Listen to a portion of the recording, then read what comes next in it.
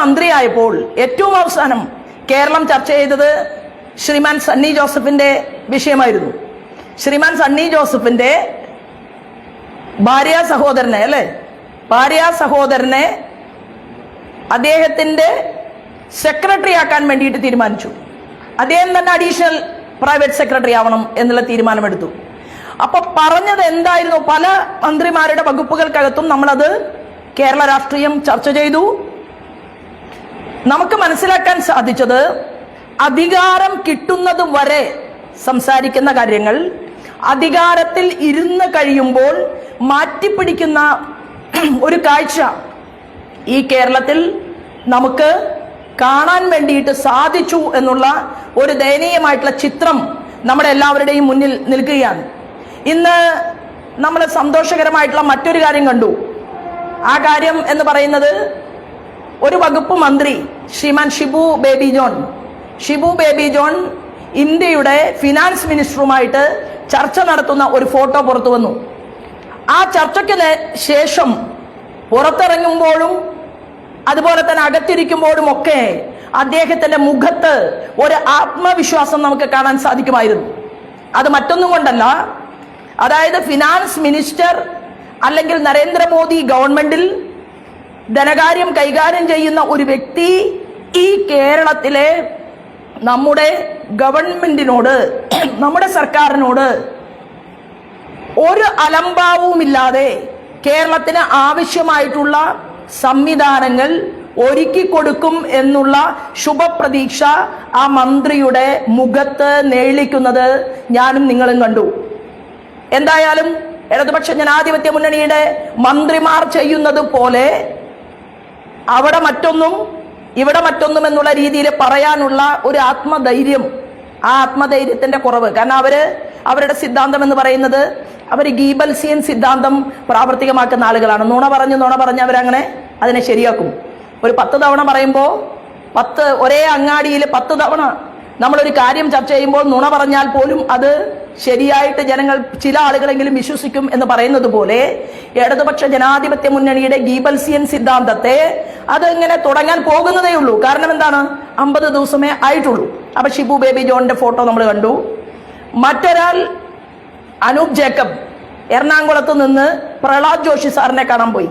അപ്പോൾ ശ്രീമാൻ പ്രഹ്ലാദ് ജോഷി അദ്ദേഹത്തോട് പറഞ്ഞു, ഞങ്ങൾക്ക് കേരളത്തിലേക്ക് എന്റെ വകുപ്പുമായി ബന്ധപ്പെട്ടുകൊണ്ട് ചില കാര്യങ്ങൾ അനുവദിക്കാനുണ്ട്.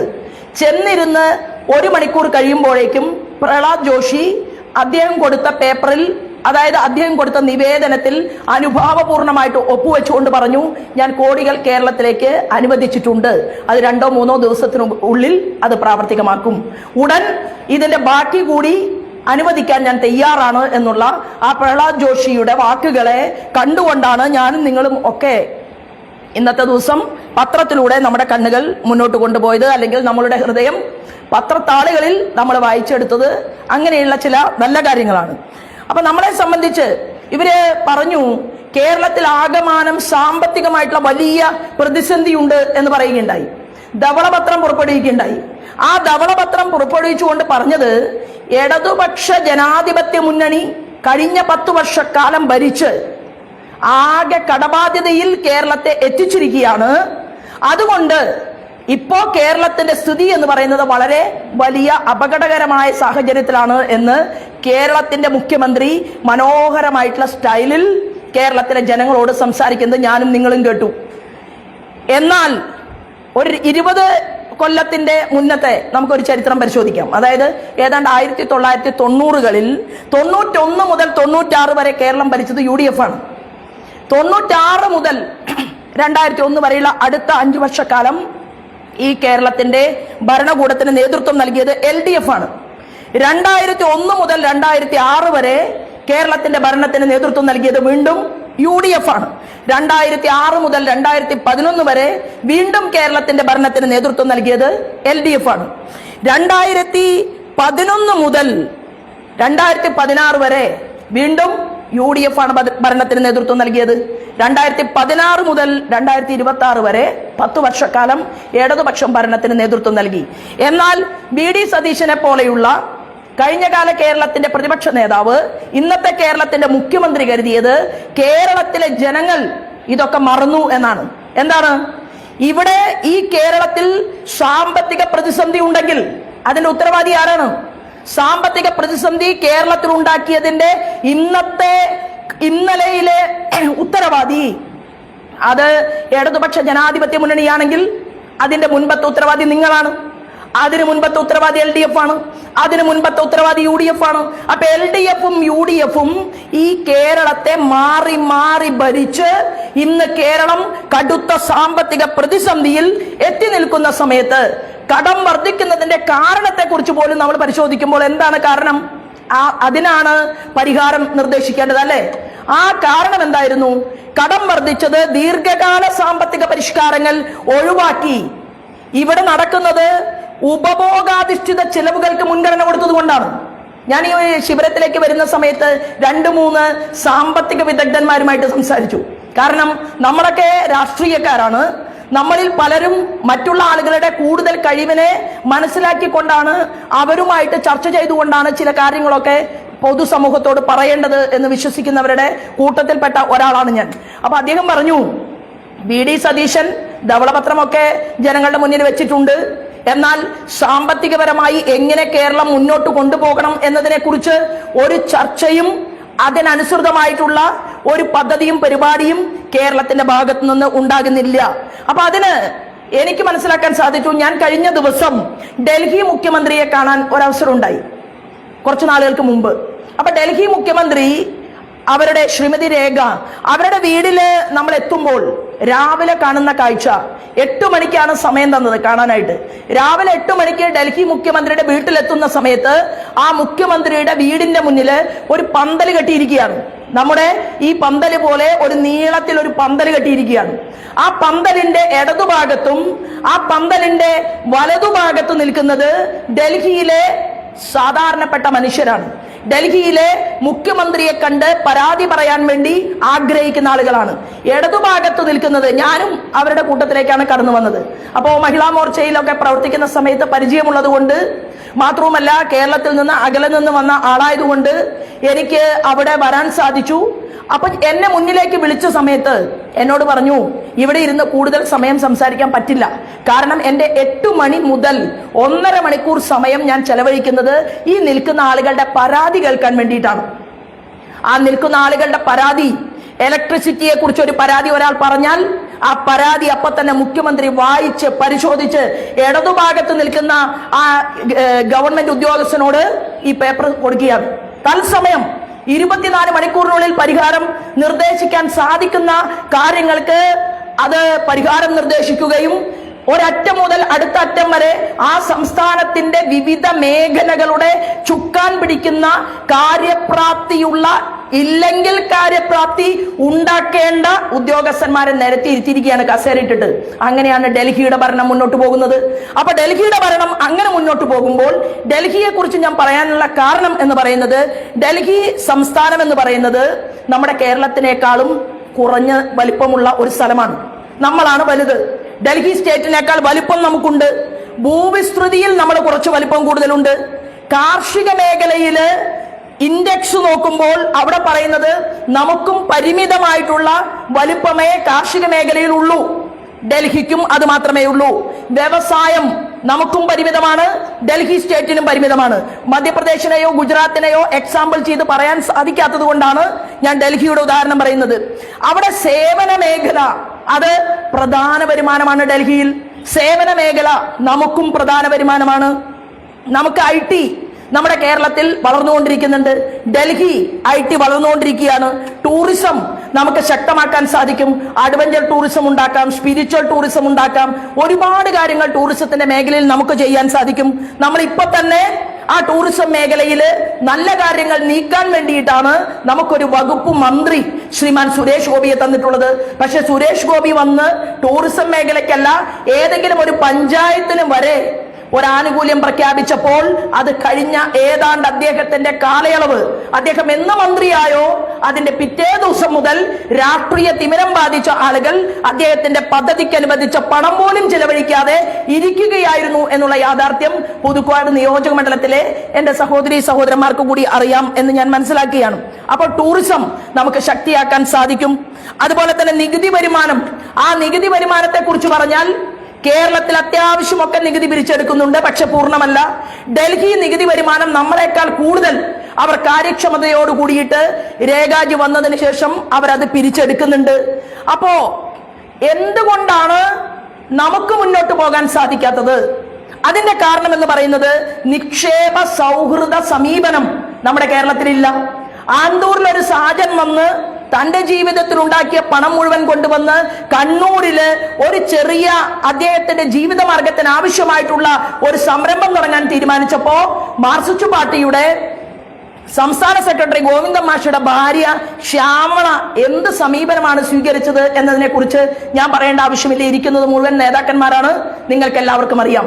അപ്പൊ നിക്ഷേപ സൗഹൃദം എന്ന് പറയുന്നത് നമ്മുടെ കേരളത്തിൽ ഇല്ല. സ്വകാര്യ നിക്ഷേപത്തിന് ആകർഷണമുണ്ടോ? അതുമില്ല. ഹരിയാനയും ഡൽഹിയും ഒക്കെ ലോക രാജ്യങ്ങളിൽ പോകുമ്പോൾ കേരളത്തിൽ നിന്ന് നമ്മുടെ മുൻ വ്യവസായ വകുപ്പ് മന്ത്രിയും പല നാട്ടിലും പോയി. വ്യവസായ വകുപ്പ് മന്ത്രി പറഞ്ഞു, തിരിച്ചു വന്ന് ഇറങ്ങുന്നതിന് മുൻപ് എന്തിനാണ് ലാവോസിൽ പോയത് എന്ന് ആ വ്യവസായ വകുപ്പ് മന്ത്രിയോട് ചോദിച്ചപ്പോൾ അദ്ദേഹം പറഞ്ഞത് ലക്ഷക്കണക്കിന് കോടി രൂപയുടെ വികസനം കൊണ്ടുവരാൻ വേണ്ടിയിട്ടാണ്, വ്യവസായ നിക്ഷേപം കൊണ്ടുവരാൻ വേണ്ടിയിട്ടാണ് പോയത് എന്നാണ് പറഞ്ഞത്. 10 പൈസ അദ്ദേഹം കസേരയിൽ നിന്ന് ഇറങ്ങി പോകുന്നത് വരെ നമ്മുടെ കേരളത്തിലേക്ക് ഒരു വ്യവസായവും വന്നില്ല, ഒരു ഫണ്ടും വന്നില്ല എന്നുള്ളതാണ്. കൂടെ പോയ ഗുജറാത്തുകാരനും മധ്യപ്രദേശുകാരനും അതുപോലെ തന്നെ ഹരിയാനയിലേക്കും ആസാമിലേക്കും ഒക്കെ വ്യവസായ നിക്ഷേപം വന്നു എന്നുള്ളതും അത് ഒരു യാഥാർത്ഥ്യമായിട്ട് നമ്മുടെ മുന്നിൽ നിലനിൽക്കുകയാണ്. അപ്പൊ ഇവിടെ നമ്മൾ എന്തെല്ലാം കാര്യങ്ങളായിരിക്കണം ചെയ്യേണ്ടത് എന്നതിനെ കുറിച്ച് നമ്മൾ ചിന്തിക്കുമ്പോൾ ഡൽഹി സ്വീകരിച്ച ഒരു മാതൃക നമുക്ക് കാണാൻ സാധിക്കും. അവിടെ 2026-27 ബജറ്റ് അവതരിപ്പിച്ചപ്പോ ഏതാണ്ട് 1.03 ലക്ഷം കോടി രൂപ, അതിൽ വിപണിയിൽ നിന്നുള്ള കടമെടുപ്പ് അവരെന്ത് ചെയ്തു? കേവലം 16,700 കോടി രൂപ മാത്രമാണ് വിപണിയിൽ നിന്ന് ഡൽഹി ഗവൺമെന്റ് കടമെടുത്തത്. നമ്മുടെ ഗവൺമെന്റുകളെ പോലെ എത്ര വേണമെങ്കിലും കടമെടുക്കുകയും ആ കടത്തിന്റെ ബാധ്യത ഞാൻ ഉൾപ്പെടെ നിങ്ങൾ ഉൾപ്പെടെ അനുഭവിക്കണം എന്നുള്ള രീതിയിൽ ജനിച്ചു വീഴുന്ന ഓരോ കുഞ്ഞിന്റെ തലയിലും ലക്ഷക്കണക്കിന് കോടി രൂപയുടെ കടബാധ്യത വെച്ചുകൊണ്ട് മുന്നോട്ട് പോകുന്ന ഒരു സ്റ്റേറ്റ് ആയിട്ട് നമ്മൾ മാറിക്കൊണ്ടിരിക്കുമ്പോൾ ചെറിയ സംസ്ഥാനമായിട്ടുള്ള ഡൽഹി അവര് മൂലധന ചിലവ് എന്ന് പറയുന്നത് ചരിത്രത്തിൽ ആദ്യമായിട്ട് ഒരു വർഷം കൊണ്ട് 28,115 കോടി രൂപയായിട്ട് ഉയർത്താൻ ആ ഡൽഹി ഗവൺമെന്റിന് സാധിച്ചു. അപ്പോ ആ ഗവൺമെന്റിന്റെ ഇച്ഛാശക്തിയാണ്, ആ ഗവൺമെന്റിലെ മുഖ്യമന്ത്രിയുടെയും ഭരണകൂടത്തെ നയിക്കുന്നവരുടെയും ഇച്ഛാശക്തി കൊണ്ടും അവർക്ക് കേന്ദ്ര ഗവൺമെന്റുമായി ചേർന്ന് നിന്നുകൊണ്ട് ധാരാളം പദ്ധതികൾ ചെയ്യണം എന്നുള്ള ഒരു താല്പര്യം കൊണ്ടും ആ സർക്കാർ നല്ല രീതിയിൽ മുന്നോട്ട് പോകുമ്പോൾ നമുക്ക് കേരളത്തിന്റെ ബഹുമാനപ്പെട്ട മുഖ്യമന്ത്രിയോട് പറയാനുള്ളത്, നമ്മുടെ നാട് നിക്ഷേപ സൗഹൃദ കേരളമായിരിക്കണം. നമ്മുടെ നാട് നമുക്ക് സിംഗിൾ വിൻഡോ ക്ലിയറൻസ് അത് കൊടുക്കാൻ അതിനാവശ്യമായിട്ടുള്ള ഉദ്യോഗസ്ഥന്മാരുണ്ടാകണം. കേരളത്തിന്റെ മുഖ്യമന്ത്രിയെ കാണുന്ന സമയത്ത് ഉദ്യോഗസ്ഥന്മാർ കാര്യമാത്ര പ്രസക്തമായി ജോലി ചെയ്യുന്നില്ലെങ്കിൽ അത് ചോദ്യം ചെയ്യാനുള്ള സാഹചര്യം മുഖ്യമന്ത്രിയുടെ ഭാഗത്തു നിന്നുണ്ടാകുമ്പോൾ അവർ അത് കൃത്യമായി ചെയ്യണമെങ്കിൽ നേരത്തെ പറഞ്ഞ 50 ദിവസത്തിനകത്ത് പറഞ്ഞ വാക്കുകളെല്ലാം പാലിക്കാതെ അത് കാറ്റിൽ പറത്തിക്കൊണ്ട് നടന്ന പോലെയുള്ള പ്രവർത്തനങ്ങൾ നടന്നാൽ കേരളത്തിന്റെ മുഖ്യമന്ത്രിയെ ബഹുമാനിക്കാൻ ഒരുപക്ഷെ ഉദ്യോഗസ്ഥന്മാർ തയ്യാറായിക്കൊള്ളണമെന്നില്ല. ഇവിടെ നല്ല വിദ്യാഭ്യാസമുള്ള ചെറുപ്പക്കാരുണ്ട്, നല്ല കഴിവും പ്രാപ്തിയുമുള്ള യുവതി യുവാക്കളുണ്ട്. ഇവിടെ വ്യവസായത്തെ കുറിച്ച് പറഞ്ഞാൽ വ്യവസായ വികസനം അത് നടപ്പിലാക്കാൻ വേണ്ടി നമുക്ക് ഫുഡ് പ്രോസസ്സിംഗ് സെന്ററുകൾക്ക് എത്ര പണം വേണമെങ്കിലും കേന്ദ്ര ഗവൺമെന്റ് തരാൻ തയ്യാറാണ്. മറൈൻ മേഖലയ്ക്ക് വേണ്ടി കോടിക്കണക്കിന് രൂപ കേരളത്തിലേക്ക് കിട്ടാൻ സാധ്യതയുണ്ട്. ഇലക്ട്രോണിക് സംവിധാനത്തിന് വേണ്ടി നമ്മുടെ നാട്ടിലേക്കും പണം കിട്ടും. എന്നാൽ അത് നടപ്പിലാക്കണമെങ്കിൽ കക്ഷി രാഷ്ട്രീയം മാറ്റിവെച്ചുകൊണ്ട് ഇന്ത്യ ഭരിക്കുന്നത് BJP ആണ് എന്ന് മറന്നുകൊണ്ട് കർണാടകയിൽ കുട്ടികളുടെ വിദ്യാഭ്യാസം ഉയർത്താൻ വേണ്ടി PM ശ്രീ പദ്ധതി കൊണ്ടുവരുമ്പോൾ മോദിയുടെ പദ്ധതി എനിക്ക് വേണോ വേണ്ടയോ എന്ന് രാശിവെച്ചിരിക്കുന്ന മുഖ്യമന്ത്രിയുടെ സമീപനത്തെ മാറ്റാൻ കേരളത്തിന്റെ മുഖ്യമന്ത്രി ആണെങ്കിൽ ഈ പറഞ്ഞതുപോലെയുള്ള ഒരുപാട് കോടിക്കണക്കിന് രൂപയുടെ ആനുകൂല്യങ്ങൾ ഈ കേരളത്തിലേക്ക് വരും. അവിടെ ഡിഫൻസിന്റെ മാനുഫാക്ചറിംഗ്, MSMEയുടെ ക്ലസ്റ്ററുകൾ, ടൂറിസത്തിന്റെ സാമ്പത്തികവൽക്കരണത്തിന് വലിയ ശക്തി ഉണ്ടാക്കാൻ ആവശ്യമായിട്ടുള്ള വലിയ വലിയ പദ്ധതികൾ അത് ടൂറിസം മേഖലയിൽ ആവിഷ്കരിക്കാൻ സാധിക്കും. തുറമുഖ വികസനം എന്ന് പറയുന്നത് ഏറ്റവും കൂടുതൽ മുന്നോട്ട് കൊണ്ടുപോകാൻ സാധിക്കുന്ന ഒരു നാടാണ് നമ്മുടേത്. കാരണം നമുക്ക് ബേപ്പൂർ പോർട്ടുണ്ട്, നമുക്ക് വിഴിഞ്ഞമുണ്ട്, അതുപോലെ തന്നെ നമ്മളെ സംബന്ധിച്ച് ചെറിയ ചെറിയ തുറമുഖങ്ങൾ നമുക്കുണ്ട്. ഇതെല്ലാം നമുക്ക് ജനോപകാരപ്രദമായിട്ട് നടപ്പിലാക്കണമെങ്കിൽ, ലോജിസ്റ്റിക് ഹബ്ബുകൾ വേണമെങ്കിൽ ഉണ്ടാക്കാൻ സാധിക്കും. IT-യുടെ സ്റ്റാർട്ടപ്പുകൾ എത്ര വേണമെങ്കിലും കേരളത്തിൽ കൊണ്ടുവരാൻ സാധിക്കും. വിദ്യാസമ്പന്നരായിട്ടുള്ള യുവതിയുവാക്കളെ ഉപയോഗപ്പെടുത്തിക്കൊണ്ട് അവർക്ക് ആവശ്യമായിട്ടുള്ള സംവിധാനങ്ങൾ നേടിക്കൊടുക്കാൻ സാധിക്കും. കേന്ദ്ര ഗവൺമെന്റിന്റെ അഭിമാന പദ്ധതികളായിട്ടുള്ള PM ഗതിശക്തി പദ്ധതിയുണ്ട്, അതുപോലെ തന്നെ ഭാരത്മാല പദ്ധതിയുണ്ട്, സാഗർമാല പദ്ധതിയുണ്ട്, ഡിജിറ്റൽ ഇന്ത്യയുണ്ട്, അതുപോലെ തന്നെ സ്റ്റാർട്ടപ്പ് ഇന്ത്യയുമുണ്ട്. അപ്പൊ പൊതുമേഖലാ സംവിധാനങ്ങളെ പരിഷ്കരിച്ചെടുത്തുകൊണ്ട് ഈ നാട്ടിൽ പ്രൊഫഷണൽ മാനേജ്മെന്റ് സംവിധാനത്തെ കുറെ കൂടി ഒരുക്കിയെടുത്തുകൊണ്ട് ഈ കേരളം എന്ന് പറയുന്ന സംസ്ഥാനത്തിന്റെ സാങ്കേതികമായിട്ടുള്ള നവീകരണങ്ങളിൽ ശ്രദ്ധ പുലർത്തുമ്പോൾ കേരള നിയമസഭയ്ക്കകത്തിരിക്കുന്ന BJPയുടെ 3 MLA-മാരുടെ കൂടി കഴിവുകളെ ഉപയോഗപ്പെടുത്താൻ കേരളത്തിന്റെ മുഖ്യമന്ത്രി തയ്യാറെടുപ്പ് നടത്തണം എന്നുകൂടി പറയാൻ ഈ അവസരത്തെ ഞാൻ ഉപയോഗപ്പെടുത്തുകയാണ്. നമുക്ക് നമ്മുടെ നാട്ടിൽ കേരളത്തിൽ അങ്ങനെയുള്ള ഒരു വലിയ മൂവ്മെന്റിന് രാഷ്ട്രീയം മാറ്റിവെച്ചുകൊണ്ട് നമ്മുടെ മുഖ്യമന്ത്രി തയ്യാറെടുപ്പ് നടത്തുകയാണെങ്കിൽ തമിഴ്നാട്ടിൽ വിഴിഞ്ഞത്തിന്റെ എല്ലാ സാധ്യതകളെയും ഉപയോഗപ്പെടുത്താൻ വേണ്ടി ഏക്കർ കണക്കിന് വരുന്ന ഭൂമി അത് അവിടുത്തെ മുഖ്യമന്ത്രി സ്റ്റാലിൻ അധികാരത്തിൽ നിന്ന് മാറുന്നതിന് മുൻപ് കൈപ്പിടിയിൽ ഒതുക്കിക്കൊണ്ട് തമിഴ്നാട്ടിലെ മക്കൾക്ക് വേണ്ടി ജോലി സാധ്യതകളെ ഉപയോഗപ്പെടുത്താൻ പരിശ്രമിച്ചുവെങ്കിൽ തിരുവനന്തപുരത്ത് ഒരു മീറ്റിംഗ് നടന്നു. ആ മീറ്റിംഗിൽ മുൻ മന്ത്രിമാരുണ്ടായിരുന്നു, ഇപ്പോഴത്തെ മന്ത്രി ഉണ്ടായിരുന്നു. BJPയുടെ ഭാഗത്ത് നിന്ന് ആ മീറ്റിംഗിൽ ഏതാണ്ട് ഒരു 8 മാസം മുമ്പ് പങ്കെടുക്കാൻ സാധിച്ചത് എനിക്കായിരുന്നു. ആ മീറ്റിംഗ് അവിടെ ചർച്ച ചെയ്തത് തിരുവനന്തപുരത്ത് നൂതനമായിട്ടുള്ള വികസന സാധ്യതകളുള്ള ലോജിസ്റ്റിക്കിന്റെ ഏറ്റവും വലിയ സംവിധാനങ്ങൾ ഒരുക്കാൻ സാധിക്കുന്ന വിഴിഞ്ഞത്തെ ഉപയോഗപ്പെടുത്തിക്കൊണ്ട് ലക്ഷക്കണക്കിന് ജോലി സാധ്യത ഉണ്ടാക്കിയെടുക്കാൻ കേരളത്തിന് സാധിക്കും. എന്നാൽ അവിടെ വലിയ വലിയ കപ്പലുകൾ വരുമ്പോൾ ആ കപ്പലുകളിൽ നിന്നുള്ള ചരക്ക് വിനിമയം നടത്താൻ ആവശ്യമായിട്ടുള്ള ചെറിയ രീതിയിലെങ്കിലും റോഡ് മാർഗത്തിലൂടെ ആ ചരക്ക് വിനിമയം ചെയ്യപ്പെടേണ്ടി വരുമ്പോൾ അവിടെ വരുന്ന കപ്പലുകൾ നേരത്തെ തീരുമാനമെടുക്കും.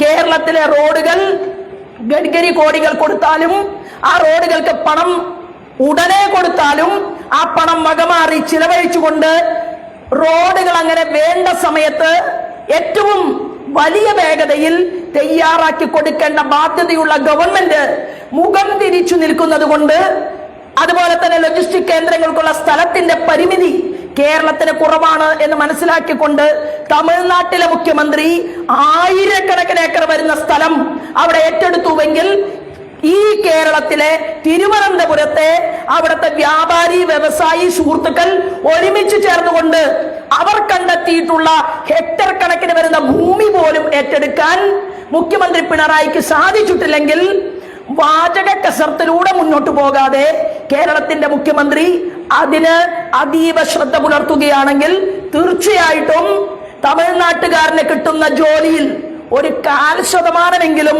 നമ്മുടെ കേരളത്തിലെ കുട്ടികൾക്ക് കൂടി കിട്ടും എന്നുള്ള ഒരു സാഹചര്യം കൂടി നമ്മുടെ മുന്നിലുണ്ട്. ഞാൻ ദീർഘമായിട്ട് മറ്റു രാഷ്ട്രീയ കാര്യങ്ങളെ കുറിച്ച് സംസാരിക്കുന്നില്ല. കാരണം എനിക്ക് പറയാൻ താല്പര്യമുള്ളത് കേന്ദ്ര ഗവൺമെന്റിന്റെ ഭരണത്തിന്റെ നേട്ടങ്ങളെ കുറിച്ചാണ്. അത് മറ്റ് ക്ലാസ്സുകളായിട്ട് ഈ ക്യാമ്പിൽ തുടർന്നെടുക്കും എന്നുള്ള കാര്യത്തിൽ തർക്കമില്ല. മോദിജി എന്ന് പറയുന്ന നമ്മുടെ രാജ്യത്തിന്റെ അതിപ്രഗൽഭമതിയായിട്ടുള്ള പ്രധാനമന്ത്രി, ആ പ്രധാനമന്ത്രിയുടെ ഓരോ യാത്രകളും, ഓരോ അദ്ദേഹത്തിന്റെ വിദേശത്തുള്ള അദ്ദേഹത്തിന്റെ ഓരോ നിമിഷവും, ഓരോ മണിക്കൂറും ഓരോ ദിവസവും അദ്ദേഹം ആ വിദേശത്ത് പോകുന്നു, അവിടെ യാത്ര ചെയ്യുന്നു, അവിടുത്തെ ആളുകളുമായിട്ട് വലിയ നയങ്ങൾ രൂപീകരിക്കുന്നു. പണ്ട് നമ്മൾ എന്ന് പറയുന്നത് എന്താണോ വികസിത രാജ്യങ്ങൾ പറഞ്ഞിരുന്നത്, ആ വികസിത രാജ്യങ്ങൾ പറഞ്ഞിരുന്നത് സ്വാംശീകരിച്ച് കേട്ട് തലകുനിച്ചു നിൽക്കുന്ന രാജ്യമായിരുന്നുവെങ്കിൽ ഇന്നതല്ല. ഇന്ന് നമ്മൾ ഒരു ഫോളോവേഴ്സിന്റെ ആളുകളല്ല. ഇന്ന് നമ്മൾ എന്താണ്? ഇന്ന് നമ്മൾ കിങ് മേക്കേഴ്സ് ആയിട്ട് മാറിയിരിക്കുകയാണ്. നമ്മുടെ രാജ്യത്തിന്റെ തലവൻ ലോകരാജ്യങ്ങളിൽ പോയി ചർച്ച നടത്തുമ്പോൾ ഇന്ത്യയുടെ പ്രധാനമന്ത്രിയുടെ കഴിവും പ്രാപ്തിയും അതിനോട് ചേർന്ന് നിന്നുകൊണ്ട് ഞങ്ങളുണ്ട് എന്ന് പറയാൻ ലോകരാജ്യങ്ങൾ മത്സരിക്കുന്ന ഒരു സാഹചര്യം നമ്മുടെ രാജ്യത്തിനകത്തുണ്ട്. നമ്മുടെ വിരലുകളിൽ എണ്ണാൻ സാധിക്കാത്ത 10 വിരലുകൾ എണ്ണാൻ സാധിക്കാത്തത്രയും മുഖ്യമന്ത്രിമാർ നമുക്കുണ്ട്. താമര ചിഹ്നത്തിൽ വോട്ട് വാങ്ങി ജയിച്ച് നിരവധിയായിട്ടുള്ള സംസ്ഥാനങ്ങളുടെ മുഖ്യമന്ത്രിമാരായി നമ്മുടെ തന്നെ സഹോദരന്മാർ ഇന്ന് രാജ്യത്തിരിക്കുകയാണ്. അങ്ങനെയുള്ള ഒരു സമയത്ത് ഇപ്പൊ ഭാരതീയ ജനതാ പാർട്ടിയെ ഞാനും നിങ്ങളും ചേർന്നിട്ടുള്ള ഒരു പ്രസ്ഥാനത്തെ ഇവിടുത്തെ സമൂഹം കൈപിടിച്ചു. 3 പേർ ജയിച്ചു. ഒരു പാർലമെന്റേറിയനെ നമുക്ക് കിട്ടി. 75,000 വോട്ടിന്റെ ഭൂരിപക്ഷത്തിൽ തൃശ്ശൂരിലെ ജനത നമ്മുടെ ശ്രീമാൻ സുരേഷ് ഗോപിയെ ജയിപ്പിച്ചു. അപ്പോ സഖാക്കന്മാർ ചോദിച്ചു, നിങ്ങളെ ജയിപ്പിച്ച ആള് എന്താണ് തൃശ്ശൂരിലേക്ക് വേണ്ടി ചെയ്യുന്നത്?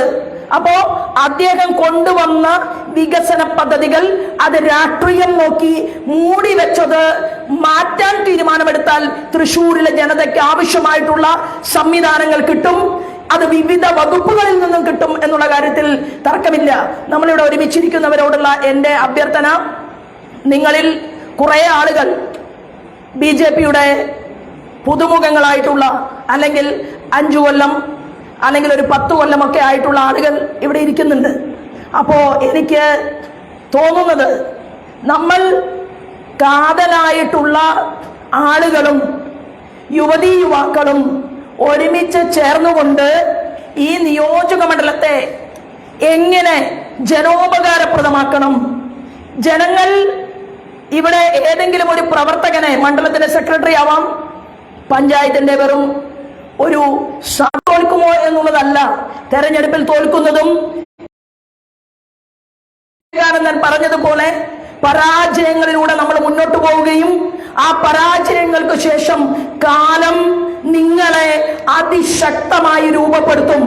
ആ ശക്തിയിൽ നിന്നാണ് വിജയിക്കാനുള്ള, എതിരാളികളുടെ ആ കവചങ്ങളെ പൊട്ടിച്ചെറിയാനുള്ള നിങ്ങളുടെ കരങ്ങൾക്ക് ആ ശക്തി കിട്ടും എന്ന് പറഞ്ഞു.